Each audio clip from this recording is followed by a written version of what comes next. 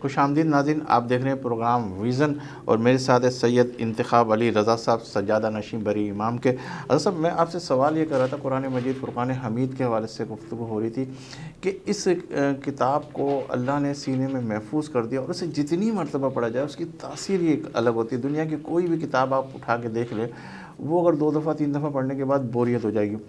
تو رب نے اس کے حفاظت کا خود وعدہ کیا ہے، اور وہ حفاظ قرآن جو اس کتاب کو اپنے سینے میں محفوظ کر دے، اس کا انعام بھی رب نے کیسا رکھا ہے، ذرا اس حوالے سے گفتگو ہو رہی تھی اور پھر بریک کی طرف اشارہ ہو گیا۔ یہ قرآن واحد وہ کتاب ہے جس پہ اگر کوئی زبر زیر کی بھی غلطی کرے نا، یا زبر زیر پہ بھی اعتراض کرے نا، تو نہیں کر سکتا۔ بالکل صحیح۔ یہ لاریب اور بے عیب کتاب ہے، اور اس کا اللہ تعالیٰ وعدہ کیا ہے، اللہ تعالیٰ نے وعدہ کیا ہے کہ اس کی حفاظت میں خود کروں گا، بے شک، اور قیامت تک اس کی حفاظت رہنی ہے، چاہے جو بھی دنیا میں تغیر تبدل ہوتا رہے۔ لیکن اس میں یہ حقیقت بات ہے کہ اس قرآن کا یہ معجزہ ہے کہ اس میں کوئی تغیر تبدل نہیں ہو سکتا۔ اچھا، میں اس حوالے سے سوال کروں گا کہ آج ہم دیکھ رہے ہیں کہ وہ میٹھے بول ختم ہو گئے، دلوں کو زخمی الفاظ جو ہے عام ہو گئے، اور انسان کو انسان کے قریب لانے والے الفاظ گم ہو گئے۔ اس حوالے سے کیا کہیں گے کہ امت مسلمہ کی بھی اگر میں بات کروں تو اس حوالے سے آپ کیا کہنا چاہیں گے؟ یہ ہماری بدقسمتی ہے کہ ہم ایک نبی کی امتی ہیں، ایک خدا کو ماننے والے ہیں، ایک خدا کی عبادت کرنے والے ہیں، ایک قرآن پہ یقین رکھنے والے ہیں، لیکن کچھ ہمارے ایسے لوگ آ گئے ہیں کہ جنہوں نے ہماری دوریاں اتنی کر دی ہیں، اتنی ایک دوسرے میں دوری کر دی کہ اب ہم فرقوں میں بٹ گئے ہیں، حالانکہ ہمارا فرقہ ایک ہی ہے جس کا نام ہے اسلام۔ اور جتنے تک ہم اس اسلام پہ کاربند نہیں ہوں گے تو پھر ایسے ہی ہم آپس میں لڑتے جھگڑتے رہیں گے۔ اسلام تو ہمیں درس دیتا ہے کس چیز کا؟ انسانیت کا۔ اور سب سے پہلے یہاں اس آپ کے چینل کے توسط سے میں ایک بات کرنا چاہتا ہوں، حکومت وقت سے بھی یہ بات کرنا چاہتا ہوں، خدا را کہ پورے اس پاکستان میں کوئی ایک سبجیکٹ جو پہلی سے لے کر 10ویں کلاس تک کم و بیش انسانیت کو ہونا چاہیے، بالکل صحیح، اور وہ انسانیت پہ لوگوں کو راغب کریں، اور ان کو پتہ چلے کیوں ہم انسانیت سے دور ہو رہے ہیں۔ ہم مذہب سے تبھی دور ہو رہے ہیں کہ ہم انسانیت سے دور ہیں۔ انسان کا دشمن بن رہا ہے، کیوں؟ اس لیے کہ ہم نے محمد مصطفیٰ صلی اللہ علیہ وسلم کا فلسفہ چھوڑ دیا۔ اگر ہم اس اسلام پہ عمل پیرا ہو جائیں تو پھر کچھ بھی نہیں ہے۔ پھر ہمیں پتہ چلے ہم ایک دوسرے بھائی کے ساتھ جو کچھ ہو رہا ہے، ہم اس کی ہیلپ کس طرح کرنی ہے، ہم نے قربانی کس طرح دینی ہے، اس کی مدد کس طرح کرنی ہے۔ آج تو یہ حالت ہے، ہمارے پڑوس میں کوئی بندہ بھوک مر رہا ہے تو کوئی اس کو پوچھنے والا نہیں ہوگا۔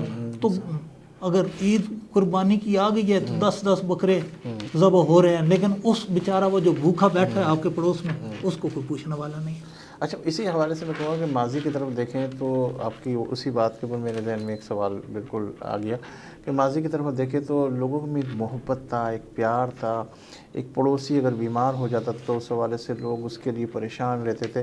لیکن آج اس نفسا نفسی کے دور کے اندر اس کا پڑوسی کون ہے، کیا ہے، کب آتا ہے، کیسے آتا ہے، کب بیمار ہوا، کب مر گیا، کوئی چیز کی وہ داد رسائی نہیں ہے۔ اس کی کیا بنیادی وجہ ہے کہ وہ محبت کہاں چلی گئی، وہ پیار کہاں چلا گیا، وہ اپنائیت کہاں چلی گئی؟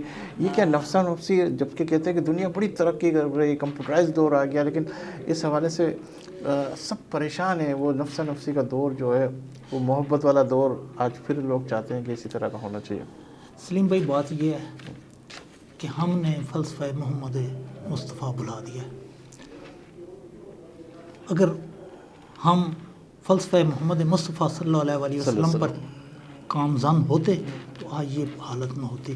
آپ صحابہ کی دیکھ لیں، حضرت عمر فاروق رضی اللہ تعالیٰ عنہ، دیکھتے ہیں کہ ایک مدینے کے باہر ایک جھونپڑی ہے، اس میں ایک بوڑھی سی عورت ہے، اور وہ بالکل ضعیف ہے، لیکن اس کا سارا سامان بڑا سلیقے سے کرینے سے رکھا ہوا ہے، اس کے ساری صفائی اس جھونپڑی کی ہو چکی ہے۔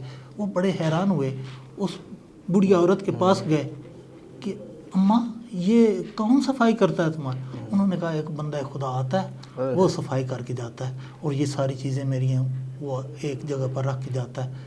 تو حضرت عمر فاروق نے پوچھا وہ کون بندہ ہے؟ اس نے کہا مجھے تو نہیں پتا. حضرت عمر فاروق نے کہا وہ کس وقت آتا ہے؟ انہوں نے کہا وہ ابھی دن نکلتا نہیں تو وہ آتا ہے. حضرت عمر فاروق نے دیکھنے کے لیے کہ وہ کون شخص ہے، ایک دن آئے ملاقات نہیں ہو سکی، دوسرے دن آئے ملاقات نہیں ہو سکی، تیسرے دن آئے تو دیکھا وہی شخص وہ جھاڑو لگا رہا ہے، وہ صفائی کر رہا ہے. تو حضرت عمر نے آگے بڑھ کے دیکھا تو حضرت ابوبکر صدیق تھے. سبحان اللہ، سبحان اللہ. یہ چیزیں اب ختم ہو رہی ختم ہو گئی. اور اگر یہ اثار آ جائے تو پھر لوگوں میں یہ جذبہ ابھرتا ہے. لیکن ابھی کیا ہے، ہم ایک دوسرے کے دشمن بن گئے ہیں اور خواہ مخواہ کے دشمن بن گئے ہیں. وہ جذبہ ایثار کہاں سے لایا جائے، وہ کیا کیا جائے کہ پھر سے وہ ہمارا ماضی جو محبتوں کا سب کی محبت ایک ایسی تھی کہ جس کو دلی سکون ہوتا تھا، وہ کیسے لایا جائے حضرت صاحب؟ سلیم بھائی، آپ کی چینل کی وساطت سے میں آپ کی کمیونٹی سے ایک بات کرنا چاہتا ہوں. جی جی بالکل.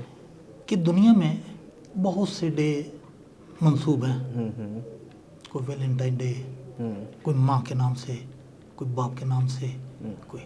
لیکن اگر آپ کی کمیونٹی یہ بات اگر میری ایک مان لے کہ ایک دن کوئی مقرر کر لے، اس کو یوم ایثار کا نام دے دے.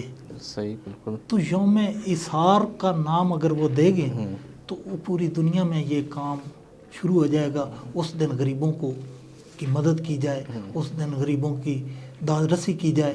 تو میرا خیال میں یہ بہت بڑا ایک میسج ہے اور بہت بڑا ایک کام ہے جو میں، چونکہ ایسی کمیونٹی مجھے اور کوئی ملی نہیں جس سے میں یہ بات شیئر کرتا، چونکہ میمن لوگوں میں جذبہ اثار بہت زیادہ ہے. تو میں اسی لیے یہ کہہ رہا ہوں کہ میں آپ کے جو بڑے ہیں ان سے ایک ملاقات کروں گا اور ان سے میں ریکویسٹ کروں گا کہ ایک دن مقرر کر لیں، اس کا نام رکھ دیں یوم ایثار. تو اس میں یہ میرا خیال میں ایک بہت بڑا میسج ہے. بہت بڑا میسج آپ نے دیا. انشاءاللہ تعالیٰ اس حوالے سے ہم میڈیا کے پلیٹ فارم سے اس بات کو ہائی لائٹ کریں گے. اور واقعی بڑی اچھی بات ہے کہ اس طرح کا ہونا چاہیے کہ غریب غرباؤں کو ایثار کے حوالے سے، ویسے تو سب کرتے ہی ہیں لیکن ایک اگر دن ہو جائے گا تو وہ بہت اعلیٰ ہو جائے گا. بہت اچھی بات ہے. اچھا، پاکستان کا مستقبل کیسے دیکھتے ہیں حضرت صاحب؟ چونکہ پاکستان ایک پاک نگری ہے، اس کو کوئی ختم نہیں کر سکتا. پاکستان کا مستقبل روشن ہے. یہ علیحدہ بات ہے کہ اس میں کچھ ایسی نظر بد لگ گئی ہے یا کیا ہوا ہے، لیکن اس کے باوجود پاکستان کا روشن مجھے مستقبل میں روشن نظر آ رہا ہے. انشاءاللہ بالکل روشن ہوگا. اچھا، ہم اس حوالے سے غور کرنا چاہیں گے کہ دنیا میں سب سے آسان کام نصیحت کرنا ہے اور سب سے مشکل کام نصیحت پر عمل کرنا ہے. اس حوالے سے کیا کہیں گے؟ یہ واقعی ایسے ہی ہے کہ نصیحت کرنا تو بہت آسان ہے. کسی سے کہہ دینا یہ کرو وہ کرو، لیکن اگر وہ خود نہیں کریں گے تو کبھی اس پہ وہ آپ کی نصیحت پہ کوئی عمل نہیں کرے گا. اور حضرت محمد مصطفیٰ صلی اللہ علیہ وسلم جب بھی کوئی بات کرتے تھے تو خود عمل پیرا ہوتے تھے. بالکل صحیح بات. اور یہی ہمارے لیے درس بھی ہے. اور ہم اگر اس پہ خود عمل پیرا ہو جائیں تو پھر نصیحت کی ضرورت ہی نہیں پڑنی. بالکل صحیح. پھر اگر آپ بچوں کو آپ کے وہ عمل آپ کا دیکھ رہے ہیں تو وہ لازمی وہی کام کریں گے. بالکل صحیح. اچھا، میں یہ کہوں گا کہ سوشل کام یا کسی بھی نیکی کے کام کا آغاز کیسے کرنا چاہیے اور کس حوالے سے، کس بات سے کرنا چاہیے یا کس عمل سے کرنا چاہیے؟ کسی وقت بھی آپ کر سکتے ہیں، چاہے کوئی اس میں نہ ہی کچھ آپ کے پیسوں کی ضرورت ہے، نہ ہی اس میں آپ کی کچھ قربانی کی ضرورت ہے. فقط اور فقط خلوص ہونا چاہیے. اور خلوص کے ساتھ آپ کو بھی، ایک بندہ پیاسا ہے اس کو آپ پانی پلا دیں تو یہ بھی اثار بھی ہے اور محبت کا درس بھی ہے. تو ایسے اثار کا تو یہی جذبہ ہے. اگر کوئی آپ کے پاس، لوگ کہتے ہیں جو میں کیا کروں، میرے پاس تو کچھ بھی نہیں ہے، حالانکہ اس کے پاس سب کچھ ہے. اور سب کچھ ہونے کے باوجود اس دور میں میرے خیال میں کوئی بہت کم لوگ ہیں جو مثال کے تو اتنے نادار ہیں کہ ان کے پاس کچھ بھی نہ ہو. ورنہ لوگوں کے پاس اتنا ضرور ہوتا ہے کہ اگر وہ کسی کو پانی تو پلا سکتے ہیں نا. بالکل صحیح. تو یہ اس میں کوئی یہ نہیں ہے کہ آپ اس کو دیکھیں کہ میں جوانی میں یہ کروں گا، بڑھاپے میں یہ کروں گا، وہ میں تو اب بوڑھا ہو گیا. نہیں، کوئی کام بھی آپ اس کے جتنا بھی آپ کوشش کریں، کوئی بھی نیک کام سے آپ ابتدا کر لیں. تو یہ اصل ماشاء اللہ آپ میری امام کے سجادہ نشین ہیں، اور ہماری خوش قسمتی کہ آپ ہمارے اس پروگرام میں آئے. تو ہم یہ چاہیں گے کہ میرے وہ ناظرین جو اس وقت اس پروگرام کو دیکھ رہے ہیں، کوئی ایسا وظیفہ یا کوئی ایسی چیز جو ہمیں گفٹ ملے تاکہ وہ پڑھتے رہیں، تو اس حوالے سے جو ہے کہ کہتے ہیں آگے کی طرف. جی، میں ایک تو آپ کو یہ بتا دوں کہ اللہ کے ناموں میں بہت بڑی تاثیر ہے.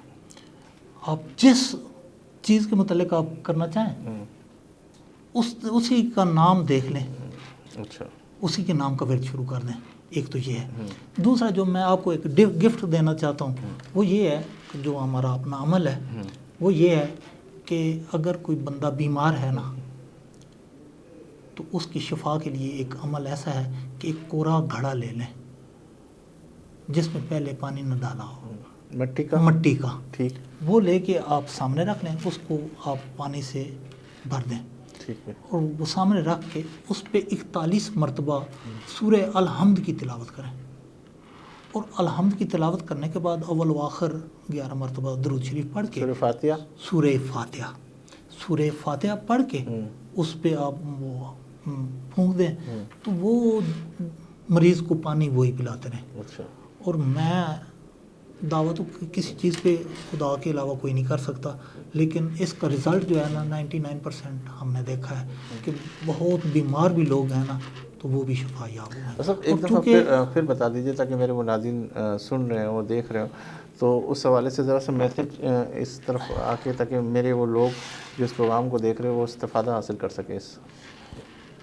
یہ ایک مٹی کا گھڑا لے لیں جو پہلے استعمال نہ ہوا ہو، اس میں پانی ڈال کے آپ اس پہ 41 مرتبہ سورہ فاتحہ کی تلاوت کریں. اول و آخر درود شریف 11 مرتبہ پڑھنا ہے.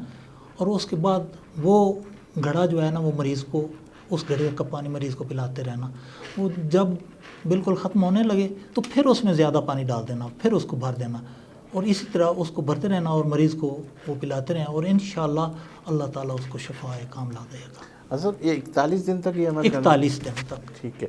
اچھا، میں آپ کی طرف آتا ہوں کہ میرے پروگرام بالکل اختتامی حوالے سے اینڈ کی طرف جا رہا ہے، تو کوئی ایسا میسیج، کوئی ایسا پیغام جو ہماری میمن برادری کو ہمارے چینل کے حوالے سے، اس یوتھ کے حوالے سے، امت مسلمہ کے حوالے سے دینا چاہیں گے آپ؟ ماشاءاللہ آپ کی کمیونٹی بہت اس معاملے چونکہ کاروباری لوگ ہیں، آج تک میں نے نہیں دیکھا کہ کسی مذہبی منافرت میں یہ لوگ شامل ہوں، کبھی نہیں.